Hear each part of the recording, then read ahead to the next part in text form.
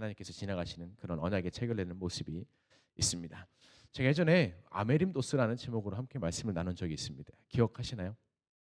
아메림도스. 아메림도스가 뭐냐 하면 초대교회 사도들을 사람이 봤을 때 저 사람은 정말 걱정도 없고 염려도 없고 근심도 없는 사람이다. 왜냐하면 하나님이 주시는 기쁨으로 살기 때문에 그런 사람들을 보면서 주변에 있는 사람들이 붙여진 별명 아메림도스였습니다. 우리도 이 사도들처럼 염려도 없고 걱정도 없는 그런 삶을 살면 얼마나 좋겠습니까? 그런데 사실 우리가 살다 보면은 걱정도 되고 염려도 되는 것들이 우리 마음과 생각을 꽉 채울 때가 있습니다. 재정이 주는 어려움도 있고 사람 관계에서 오는 어려움도 있고 또 각자의 삶에서 알 수 없는 미래가 주는 두려움, 어떤 막연함 그런 것들 때문에 우리가 우리 생각을 염려로 채울 때가 참 많이 있는데 오늘 창세기 15장에서도 아브라함이 그랬습니다. 두려움에 있는 이 아브라함을 하나님께서는 믿음의 조상으로 만들어 가셨는데 그 어떠한 과정을 가지고 만들어 가셨는가, 어떤 축복을 받았는가, 우리가 배워야 될 점 무엇인지 함께 나누길 원합니다. 아브라함의 처한 이 상황을 보면은 참 녹록치 않습니다. 모든 것이 불안정한 상황입니다. 가족을 떠났잖아요. 가족이 얼마나 큰 울타리가 됩니까? 의지할 우리 가정이 되는 줄로 믿습니다. 그런데 이 아브라함은 안전한 울타리를 떠난 것으로 모자라 가지고 이 네 명의 왕에게 사로잡혀간 이 롯을 생각하면 또 마음이 얼마나 아팠겠어요. 여러 가지로 이제 안팎으로 상황이 어려웠는데 이 롯을 구출해 왔죠. 380명이나 되는 용사들을 데리고 가가지고 화끈하게 전쟁하고 롯을 구출해 왔습니다. 그런데 이제 이들이 언제 또 쳐들어올지 모르는, 보복하기 위해서 올지 모르는 그런 불안한 상황, 위기 가운데 이 아브라함이 있었습니다. 그런데 하나님이 아브라함에게 오셔서 이렇게 말씀하시죠. 1절에 보니까 아브라함아 두려워하지 말라. 나는 내 방패요. 너의 지극히 큰 상급이라. 그러니까 하나님이 차라리 이 두려움과 염려 가운데 있는 아브라함에 나타나셨습니다. 이왕 환상 중에 보이실 거면 깔끔하게 괜찮다. 적은 더 이상 쳐들어오지 않는다. 아무 일도 없을 거야. 안전해라고 하셨으면 아브라함이 좀 더 자유하지 않았을까요? 그런데 하나님은 두려워하지 마.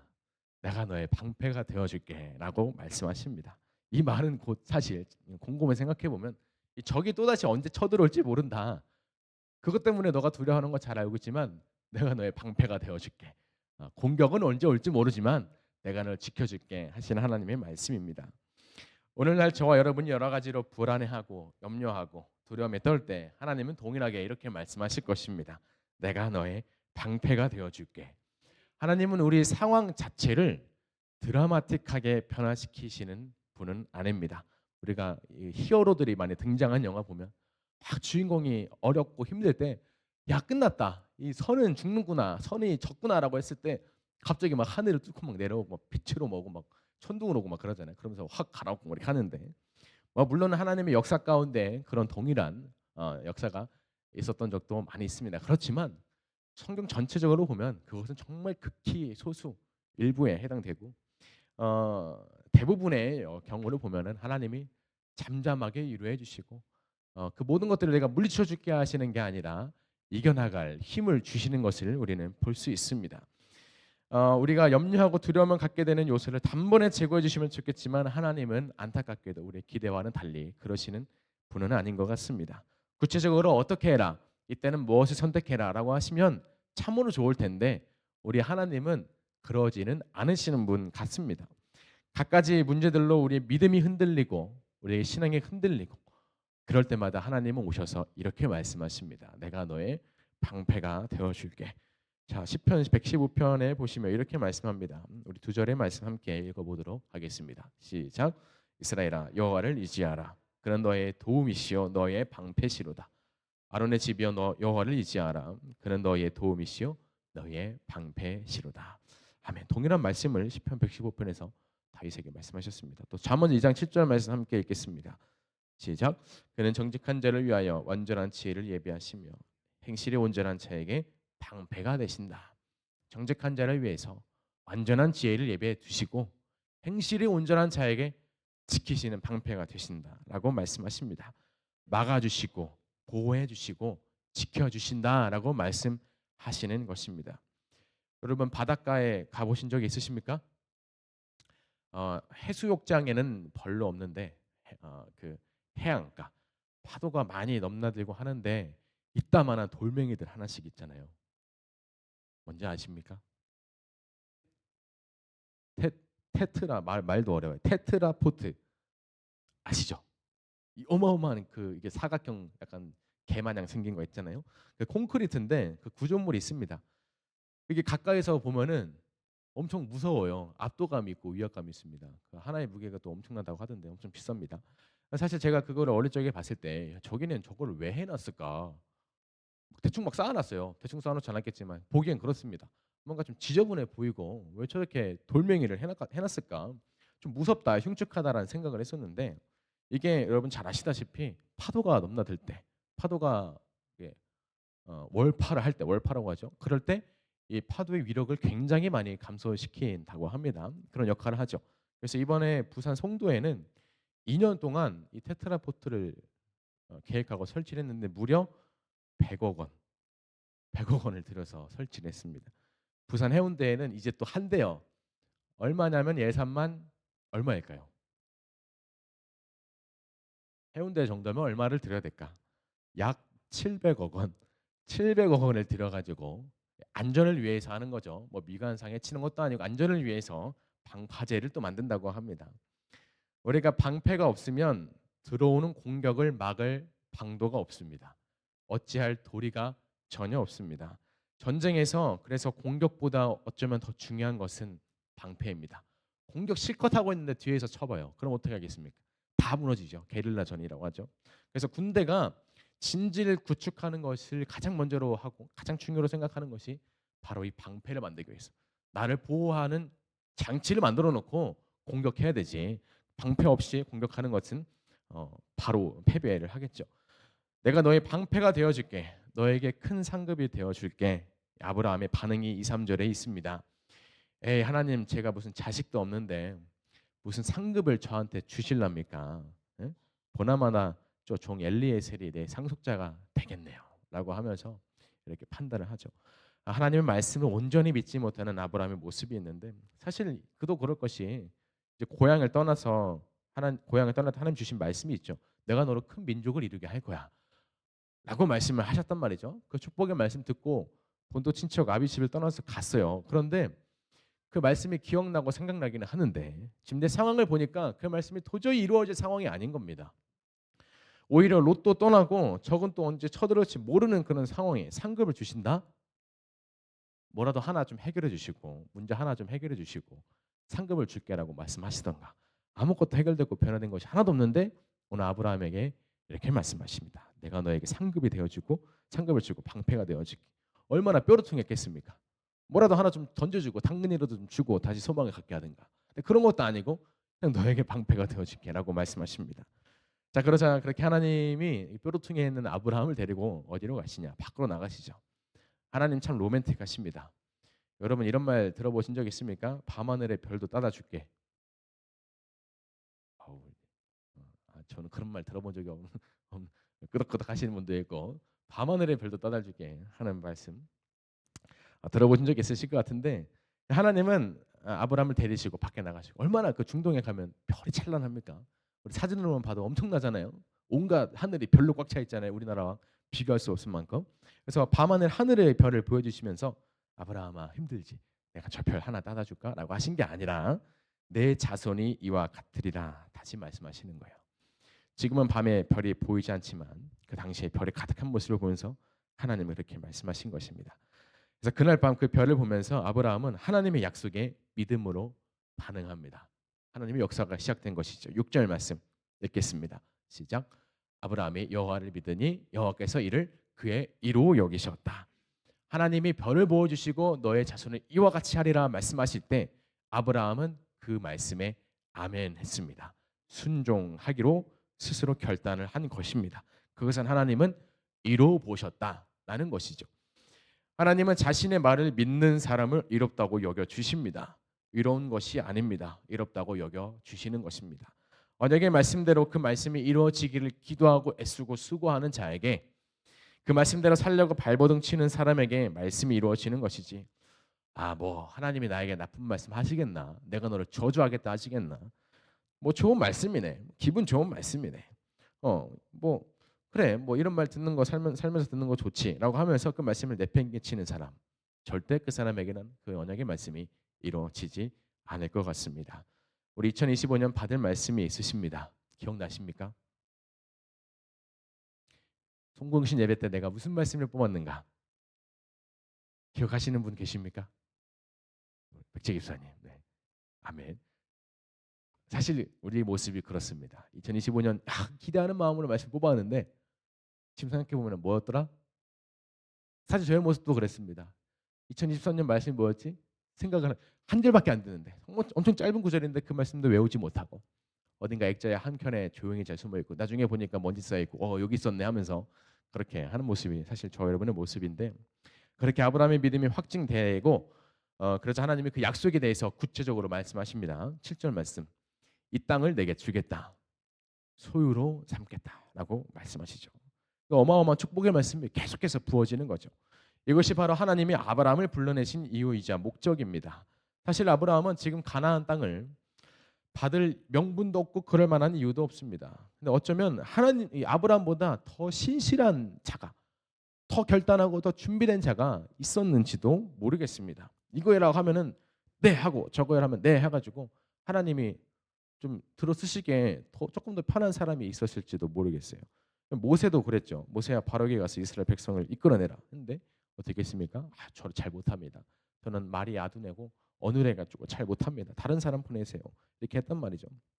모세보다 말 잘하고 모세보다 능력 있는 사람 분명히 있었을 건데 오늘 하나님이 작정하신 대로 아브라함을 택하시고 부르시고 말씀하십니다. 이 땅을 너에게 줄게 말씀하시는 거죠. 이제 아브라함도 확증을 받기 위해서 하나님께 질문하기 시작합니다. 8절 말씀 함께 읽겠습니다. 시작.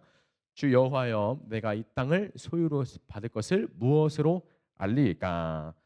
이번에는 내가 아주 확실하게 도장을 찍고 가야겠다. 하나님 그러니 저에게 그 말씀을 이루시겠다는 증거를 보여주세요라고 이렇게 말하죠. 하나님 아브라함의 강력한 의지가 드러나는데 그런 믿음은 증거가 있는 줄로 믿습니다. 우리 믿음에는 증거가 나타나야 되는 줄로 믿습니다. 너 예수님 믿는 사람 맞아? 라고 했을 때 나 예수님 믿는 사람 맞아 라고 할 수 있는 그런 증거가 확신이 우리 안에 있기를 소망합니다. 증거는 나타나게 되어 있어요. 하나님이 살아계신 증거가 나타날 수밖에 없게 되었다라는 것입니다. 그러니까 말씀이 믿어지지 않을 때 또 의심이 되고 할 때 우리 마음 가운데 어떤 매너리즘에 빠질 때 혼란이 찾아올 때 그 마음 그대로도 하나님 앞에 나아가서 토로하는 자에게 하나님은 또다시 약속의 말씀, 언약의 말씀, 회복의 말씀을 부어주시는 줄로 믿습니다. 성령님 저는 성령님을 인격적으로 만나고 싶습니다 라고 하는 그 갈급함이 있는 자에게 성령님은 인격적으로 이를 만나주시는 줄로 믿습니다. 인격적으로 만난다는 것은 다른 것이 아닙니다. 내가 하나님을 인격적으로 대해야 돼. 우리가 서로를 인격적으로 대하잖아요. 마찬가지로 나에게 정말 실제하시는 분으로 나를 바라보시는 분으로 내가 하나님 부르면 우리에게 응답해 주시는 분으로 내가 하나님 찾으면 나에게 찾아와 주시는 분으로 우리가 그렇게 하나님을 인격적으로 의지할 때 인정할 때 우리도 하나님이 우리를 인격적으로 만나 주시는 줄로 믿습니다. 자, 9절 말씀에 보니까 여러 가지 동물들을 가지고 오라고 하죠. 암소도 가져오고 암염소도 가져오고 여러 가지 이제 새끼 비둘기도 가지고 하는데 이 아브라함이 그 동물들을 가지고 와가지고 제사법에 있었잖아요. 제사법에 따라가지고 다 중간으로 탁탁 반씩 쪼개 놓습니다. 아무래도 이제 피 냄새도 나고 고기 냄새도 하니까 막 솔개들이 방해하고 막 다 내쫓느라 힘들었어요. 그래서 그렇게 제사를 드리고 밤에 잠을 자는데 하나님의 아브라함이 나타나십니다. 그런데 좀 분위기가 좀 이상합니다. 밤하늘 별을 보여주시면서 내가 너의 자손들이 이렇게 많게 할 거야. 너에게 이 땅을 너의 소유로 삼게 할 거야. 라고 말씀하셨는데 갑자기 너의 자손은 이방 나라에 가서 400년 동안 고생할 거야. 괴롭힘을 당할 거야. 라고 말씀하십니다. 아니 방금 전까지만 해도 로맨틱하신 하나님이 뭔가 좀 말씀 이상하죠. 갑자기 새드 엔딩이 된 느낌인데 10절 말씀해 보니까 그 새는 쪼개지 아니하였으며 와 아브라함과 하나님이 이렇게 화목하게 언약을 체결하셨구나. 참 잘됐다. 참 행복한 결말이가 하는데 갑자기 뭔가 분위기가 이상하게 흘러가죠. 중간에 보면 이런 말씀이 있죠. 그 새는 쪼개지 아니하였으니 뭔가 이 말씀을 써놓으신 이유가 있을 것 같은데 이것 때문에 그런 거 아닌가라고 생각할 수 있습니다. 아브라함이 잘못한 거다. 하나님이 심판하신 거다. 아브라함의 새라고 작게 여겨가지고 무시해가지고 하나님이 벌하신 거다라고 생각할 수 있는데, 레위기에 보시면 또 그 날개 자리에서 그 몸을 찢되 아주 찢지 말고 제사장이 그것을 제단 위에 불 위에 있는 나무 위에 불살라 번제를 드릴지니 이는 화제라 여호와의 향기로운 냄새니라. 그러니까 새 자체는 다른 동물들처럼 반으로 쪼개지 않아도 되었습니다. 이것이 문제가 되는 것이 없었다라는 것이죠. 산빼돌기나 집빼돌기를 제물로 드릴 때 가이드가 레위기서에 나와 있는 거죠. 그러니까 새는 둘로 나누지 말라. 아주 찢어버리지는 말라. 그러니까 아브라함이 새를 반으로 안 나눠가지고 하나님 하라는 대로 안 해가지고 괜히 아니란 마음에 마지막에 좀 귀찮았나 그거 안 해가지고 이스라엘 자손이 벌을 받은 건 아닙니까? 라고 하는 것은 아니다라는 것이죠. 자, 그러면 제사도 잘 했고 자손들을 많게 하신다면서 왜 괜히 이방 나라에 가가지고 그들을 괴롭게 하는가? 무려 400년 동안 4일도 아니고 4시간도 아니고 왜 이방 나라에 가가지고 푸대접 받게 하십니까? 아니 이방 저기 자손들을 별과 같이 많게 하셨는데 그 고생하게 하려고 별과 같이 많게 하시는 겁니까? 라고 뭐 이렇게 생각을 했겠죠 아브라함이. 이게 저주이고 심판이 아닙니까? 아니고 뭡니까? 라고 할 수 있는데 14절에 보면 이렇게 말씀하죠. 하나님이 그들이 섬기는 나라를 내가 징벌할지며 그 후에 내 자손이 큰 재물을 이끌고 나오리라. 이것이 아브라함의 자손들의 받을 그 고난의 결과이자 목적이라는 것입니다. 그들이 섬기게 될 이방 나라의 결말은 정해져 있어요. 이미 멸망이고 징벌입니다. 그 이후에는 이스라엘 자손이 많은 재물을 이끌고 거기서 나온다. 이것을 하나님은 아브라함에게 약속을 하셨어요. 15절에 보니까 아브라함 너는 장수할 거야. 장수하다가 평안히 돌아갈 거야. 16절에 내 자손들은 4대 만에 돌아올 거야 라고 하시는 말씀을 하십니다. 아브라함과 사라 사이에서 낳은 이삭이 리브가와 결혼해가지고 야곱을 낳습니다. 그 야곱과 라헬이 결혼해서 요셉을 낳습니다. 그 요셉이 형들에 의해서 애굽에 팔려 나갔다가 총리가 됩니다. 그리고 요셉의 가족들이 기근을 피해서 애굽에 야 이러다 굶어 죽겠다. 애굽에 좀 그 이번에 농사 잘 지었다는데 가가지고 좀 쌀 좀 얻어 먹자. 해가지고 가가지고 도움을 요청하죠. 그게 시작이 되어지고 요셉이랑 만나가지고 이 이삭의 아들들이 다 그곳에 가가지고 살게 되죠. 그 땅에서 가나안 땅에서 정착해서 삽니다. 그러다가 출애굽기 1장 8절에 보시면 요셉을 알지 못하는 새 왕이 일어났다라고 하면서 좀 분위기가 다시 좀 이상하게 이끌어가는데 애굽에서 정착해서 살았던 이스라엘 자손들을 향한 그들이 자꾸 자손이 번성하는 거예요. 그들 가운데 이방인들이 있잖아요. 애굽 사람들에게 이방이잖아요. 우리나라도 사실 그렇죠. 우리나라가 한때 이슈였던 것들이 외국에서 들어온 사람들을 어떻게 해야 되는가, 어떻게 우리가 뭐 해야 되는 여러 가지 그런 게 있었는데 어쨌든 이 애굽 사람들이 보기에 이스라엘 자손이 막 번성하고 하니까 잘 나가는 것 같으니까 야 쟤들 안 되겠다. 총살이 좀 시켜야겠다. 억압 좀 해야겠다라고 해가지고 불러가지고 막 힘든 일, 고된 일 막 이렇게 시켰단 말이죠. 감독을 세워가지고 강도 높은 노동을 막 하게 했어요. 그런데 어떻게 됐습니까? 이스라엘 자손은 그 고난을 받을수록 더 번성했습니다. 그리고 나중에는 모세를 통해서 이스라엘 백성들을 출애굽하게 하시는데 그때 수가 대략 200만 명이다라고 말씀합니다. 애굽에 처음에 정착한 이스라엘 자손은 기껏 해봤자 이삭의 가족들 해봤자 70명. 그러나 모세를 통해서 애굽을 탈출하게 하실 때는 하나님이 약속하신 대로 무려 200만 명 이상. 그냥 나왔습니까? 그냥 나온 게 아닙니다. 애굽에 있는 모든 은과 금, 보화를 다 가지고 나왔다. 하나님의 말씀 그대로 이루어진 것을 우리는 볼 수 있습니다. 신명기 10장 22절에 보시면 이렇게 말씀합니다. 애굽에 내려간 데 조상들이 겨우 70인이었으나 이제는 내 하나님 여호와께서 너를 하늘의 별같이 많게 하셨느니라. 주님 언제 약속하신 말씀 이루시겠습니까? 이렇게 말씀하시죠. 내가 너의 방패가 되어줄게. 주님 불안해서 못 살겠습니다. 원망이 되고 좌절이 됩니다. 언제까지 해야 됩니까? 내가 너의 방패가 되어줄게. 17절에 보시면 타는 횃불에 쪼개는 고기 사이로 지나가더라 말씀하죠. 여러분 잘 아시다시피 동물을 쪼개놓고 피비린내 나고 막 내장에 철철 흐르는 그 사이를 약속의 당사자가 지나가죠. 우리가 둘 중에 한 사람이라도 약속을 어기면 이렇게 되는 거야 라고 하는 그 피의 언약을 맺게 되는 것인데 그만큼 목숨을 내놓은 만큼 약속을 지키겠다는 이제의 표현인데 아브라함과의 하나님의 약속에서는 아브라함이 하나님과 동행해서 지나가는 것이 아니라 하나님만 지나가십니다. 하나님은 횃불이 되시고 불꽃이 되셔서 그 사이를 지나가십니다. 하나님의 이름을 걸고 아브라함에게 반드시 이 말씀대로 너는 살게 될 거고 이루어질 거야 라고 하는 하나님의 이름을 걸고 약속하신 그 하나님의 의지가 드러난다라는 것입니다. 자, 그러나 하나님이 약속하신 약속은 하나님의 시간에 완전한 계획 가운데 이루어지는 줄로 믿습니다. 그것을 믿어야 하나님의 역사가 시작되는 줄로 믿습니다. 하나님의 주권과 섭리를 인정하시는 저 여러분이 되기를 소망합니다. 하나님의 그 말씀을 믿지 못할 때 염려와 불안이 우리 마음을 가득 채울 때, 여러 가지 상황 가운데 채울 때 내가 너의 방패가 되어줄게 말씀하십니다. 진짜요? 하나님 저의 방패가 되어주십니까? 너의 상급을 줄게. 정말입니까? 그날이 옵니까? 근데 언제 방패가 되어주시는 겁니까? 내가 너에게 많은 복을 줄게. 언제입니까? 저는 지금 당장 필요한데 언제 부어주시는 겁니까?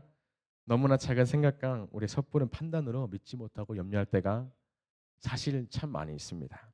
그렇지만 오늘 아브라함에게 찾아가셔서 하나님은 따뜻하게 그 아브라함을 질책하지 않으시고 또 구체적으로 새로운 언약을 또 주시고 강한 의지를 드러내시면서 반드시 약속을 이루겠다 하신 말씀을 저 여러분 모두가 전적으로 신뢰하는 믿음이 있기를 소망합니다. 약속이 더디다고 이루어지지 않는 것이 아닙니다.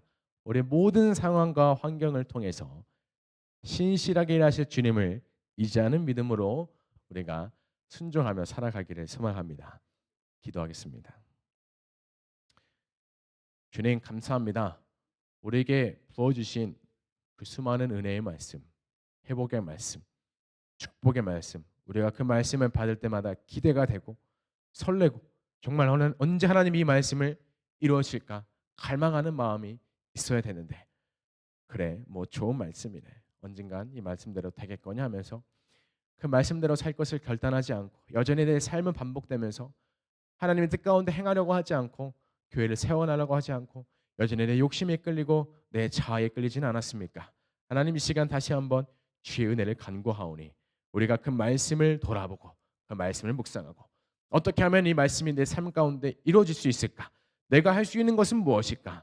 성령님의 도우심과 강권하심을 그 은혜를 의지하는 마음으로 날마다 주께 나아가기를 우리가 게으르지 않는 우리 모두가 될 수 있도록 주여 도와주시옵소서. 주께서 약속하신 모든 말씀들은 반드시 이루어지는 줄로 믿습니다. 그러나 우리가 그 말씀을 이루어지기까지 그 축복을 받기까지 나의 그릇을 닦고 나의 마음을 닦고 나아갈 수 있는 우리 모두가 되게 하여 주시옵소서. 살아계신 예수님의 이름으로 기도합니다. 아멘. 이번 공동